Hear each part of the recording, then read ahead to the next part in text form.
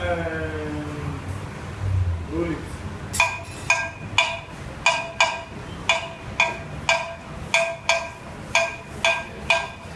That's all.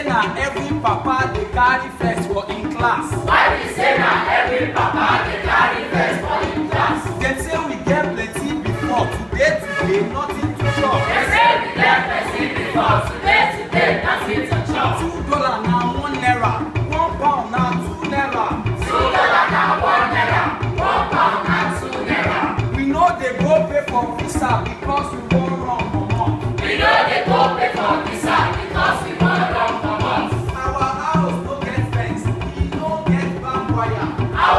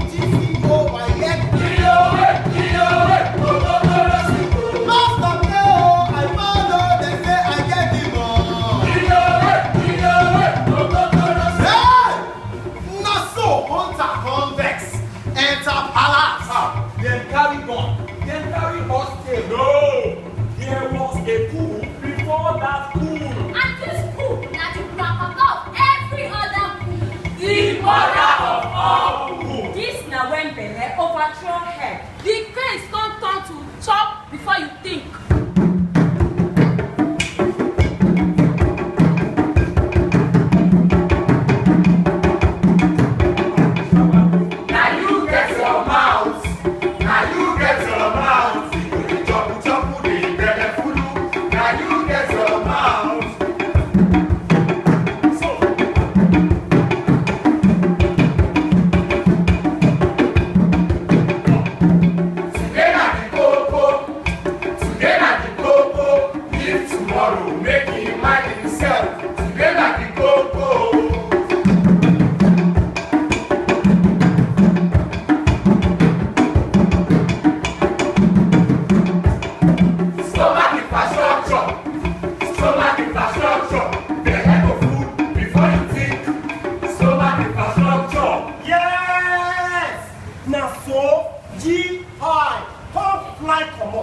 From the spelling of our giants, reducing us to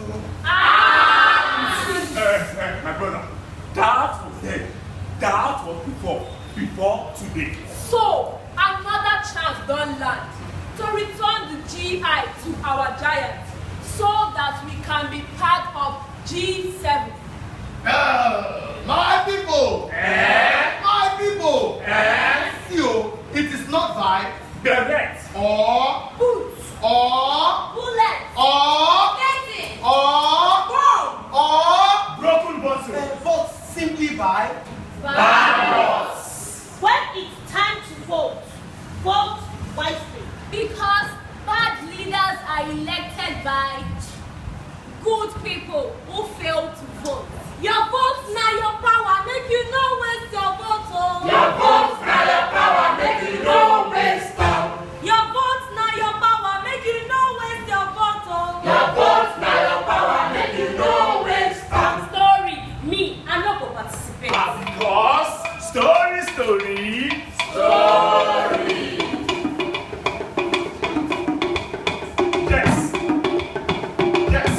Yeah.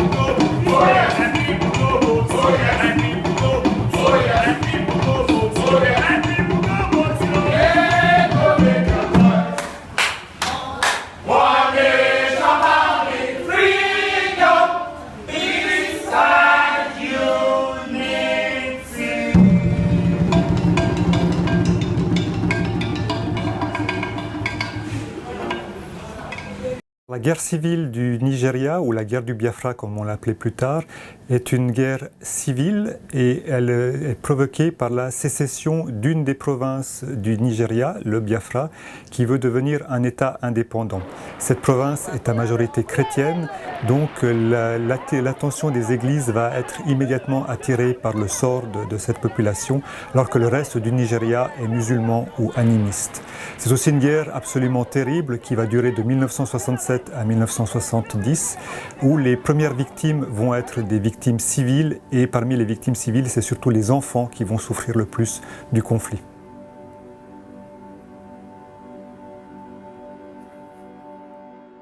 Le travail du CICR pendant la guerre au Biafra consiste en différentes activités. Tout d'abord, le CICR, selon son mandat, va protéger et visiter les victimes de la guerre, à commencer par les prisonniers de guerre, mais également des populations civiles. Mais c'est surtout la grande opération de secours et d'assistance du CICR au Biafra qui marque les esprits, puisque le CICR se lance dans une opération gigantesque, la plus importante depuis la Seconde Guerre mondiale, de distribution de nourriture.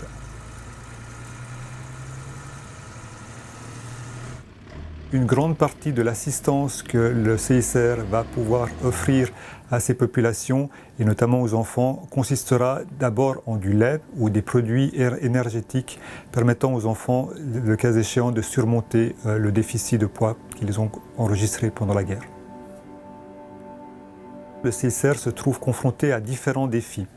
Le premier est celui de la gestion d'une opération absolument gigantesque, que ce soit en termes de collaborateurs, mais également en termes de secours envoyés, avec la logistique qui va bien évidemment avec, puisque le CICR va utiliser une flotte d'avions pour pouvoir faire ces distributions de nourriture au Biafra. Le second défi, c'est le regard que l'on va porter sur les activités du CICR dans une guerre où, pour la première fois, les victimes apparaissent à la télévision et où elles sont instrumentalisées par les deux parties. Les églises, en effet, et notamment les églises nordiques, sont très présentes et vont elles aussi participer au pont aérien qui vient apporter des secours au Biafra. Il va y avoir même à un moment une confusion entre les deux acteurs. Si le CICR, lui, respecte des règles et notamment attend et obtient l'autorisation des parties pour pouvoir délivrer son assistance, les églises, elles, vont contourner ces règles et faire notamment des vols de nuit qui seront complètement interdits au CICR. Dans ces conditions-là, le CICR, à un moment, va être également pris comme cible par les autorités et un de ses avions sera abattu, ce qui mettra fin à son pont aérien. Le fait que les archives du CICR de 1966 à 1975 soient ouvertes est important pour les chercheurs puisqu'ils vont pouvoir examiner la manière dont le CICR a mené ses opérations.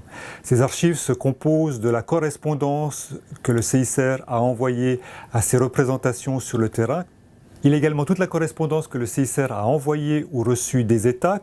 Il y a la correspondance qu'il a reçue ou envoyée aux sociétés de la Croix-Rouge et du Croissant-Rouge, mais également à d'autres organismes, comme par exemple les Églises ou les Nations Unies. Et il y a également toutes les prises de décision du CICR à propos de ce conflit que l'on retrouve dans les procès-verbaux du comité ou d'autres instances dirigeantes du CICR.